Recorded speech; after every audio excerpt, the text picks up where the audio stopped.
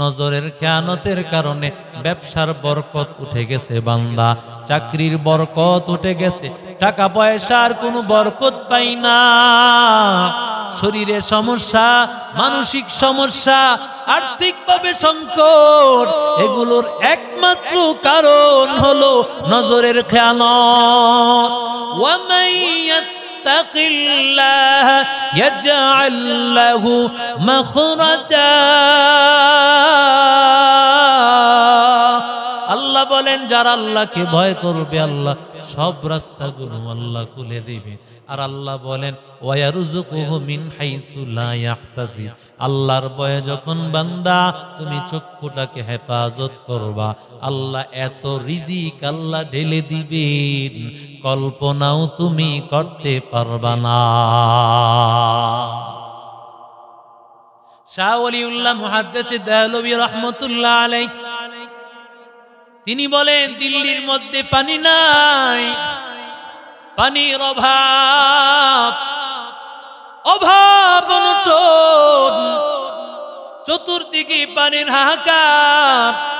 এমন সময় পানির যখন চতুর্দিকে অভাব পড়ে গেছে, এমন সময় উলামায়ে কেরামেরা সিদ্ধান্ত নিয়েছেন বৃষ্টির নামাজ পড়বেন। বৃষ্টির নামাজের জন্য আল্লাহর বান্দা বৃষ্টির নামাজের জন্য উলামায়ে কেরামেরা এলাকার পশু পাখি গরু ছাগল সবকিছু নিয়ে সবাই আল্লাহর কাছে দোয়া করতেছেন, কিন্তু দোয়া কবুল হয় না। সকাল থেকে নিয়ে প্রায় সন্ধ্যা গণায় গেল। এমন সময় এক আল্লাহর বান্দা যুবক ওই মাঠের পাশ দিয়ে হেঁটে যাইতেছিল। হঠাৎ করে তাকাইয়া দেখতেছে মানুষেরা এক জায়গার মধ্যে একত্রিত হয়ে আছে। আল্লাহর বান্দা সে তার মায়ের সাথে ঘোড়ার মধ্যে আরোহিত ছিল। এমন সময় ঘোড়া বা উটের পিঠ থেকে নামিয়া সে মানুষের কাছে আসলো। লোকেরা তাকায়া দেখে উটের মধ্যে কে যেন একজন আছে। সে বলে ভাই কি হয়েছে এখানে তোমাদের? বলে আমরা বৃষ্টির জন্য আল্লাহর কাছে দোয়া করতেছি, দোয়া কবুল হচ্ছে না আমাদের। আল্লাহর বান্দা বলে দেখি আমি আল্লাহর কাছে দোয়া করে। আল্লাহর বান্দা ওই উটের কাছে চলে গেল। উটের কাছে গিয়া দোয়া করতে দেরি, দোয়া শেষ হতে না হতেই আসমান থেকে বৃষ্টি নাজিল। আলেমেরা জিজ্ঞাসা করে রে যুবক, আমরা এতগুলো মানুষ উলামায়ে কেরাম সহ ছোট বাচ্চা গরু ছাগল সবাই মিলে দোয়া করতেছে, কান্না করতেছে, কিন্তু দোয়া কবুল হয় না। তুমি কি দোয়া করেছো? আল্লাহর কাছে যে দোয়া কবুল। আল্লাহর বান্দা ডাক দিয়া বলে ও ভাই, আসলে যেই লোকটা উটের মধ্যে বসা এই লোকটা হলো আমার মা। আমার মা বড় নেককার আল্লাহওয়ালা মানুষ। আমার মা নজরের বড় হেফাজত করে। আমার মার আঁচল ধরিয়া আমি আল্লাহর কাছে দোয়া করলাম, ও মালিক আয় আল্লাহ তুমি আমার মায়ের উসিলায় আল্লাহ তুমি বৃষ্টি নাজিল করো। আমার মার উসিলায় দোয়া করতে দেরি, আল্লাহ তাআলার সাথে সাথে বৃষ্টি নাজিল করতে দেরি হলো না।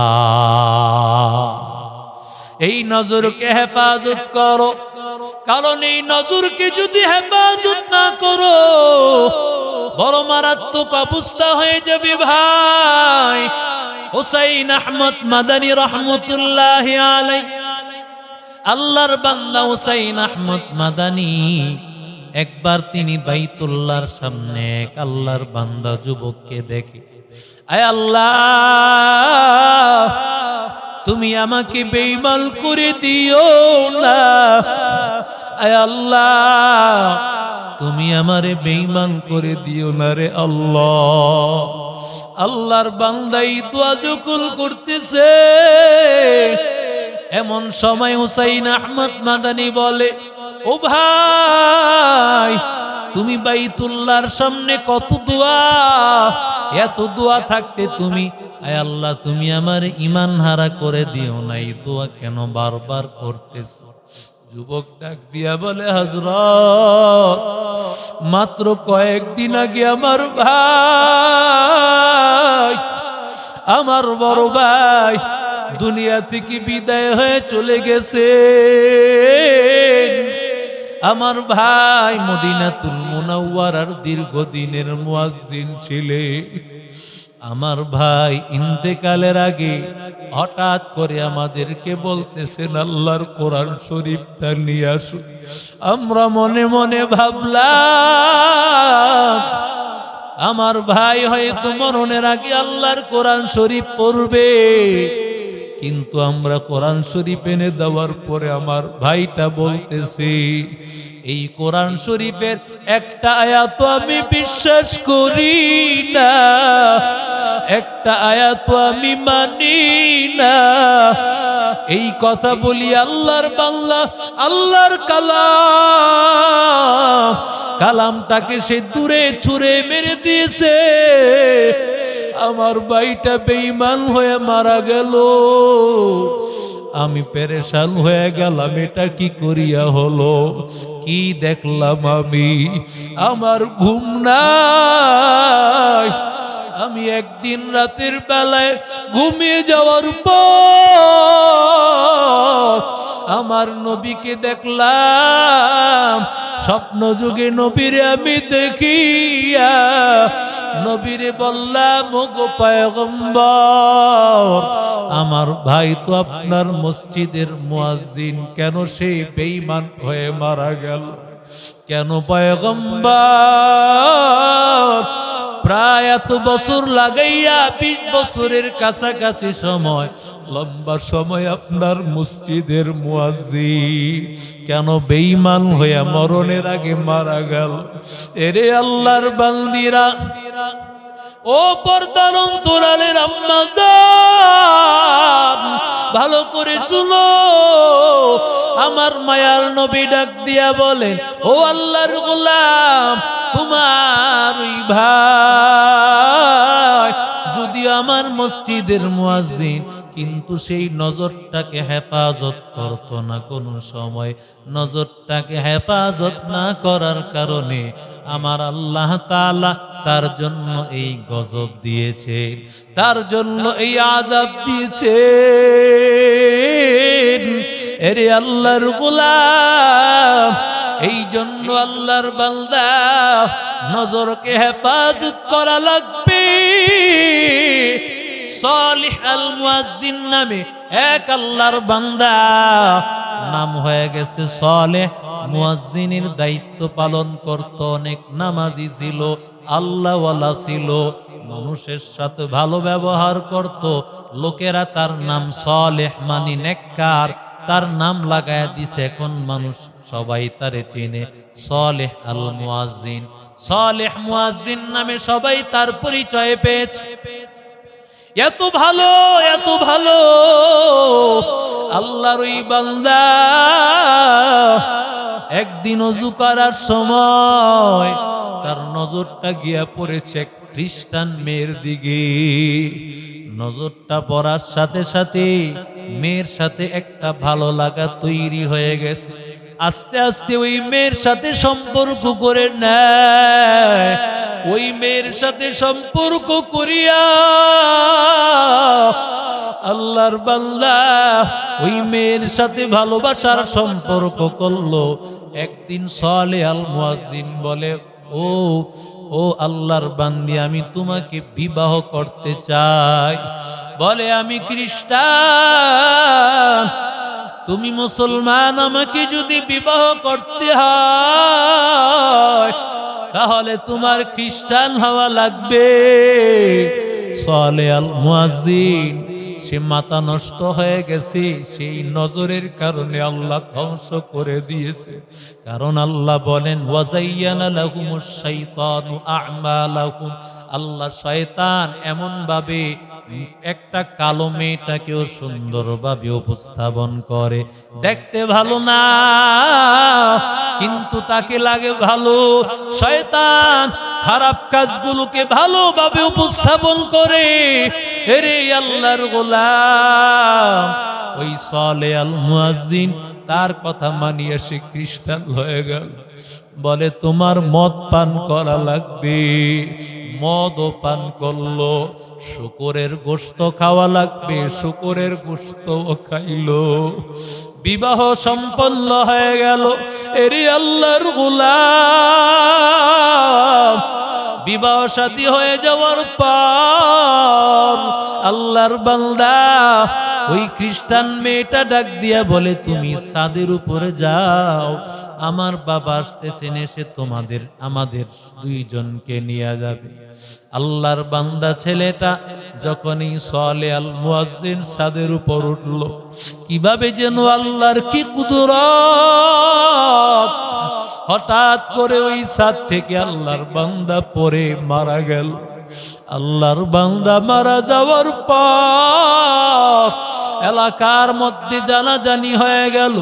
ওই সালে আল মুয়াজ্জিন খ্রিস্টান মেয়ের প্রেমে পড়িয়া তার ঈমানও হারাইছে, সব কিছু ধ্বংস করে আজকে তার এমন হালত দেখো।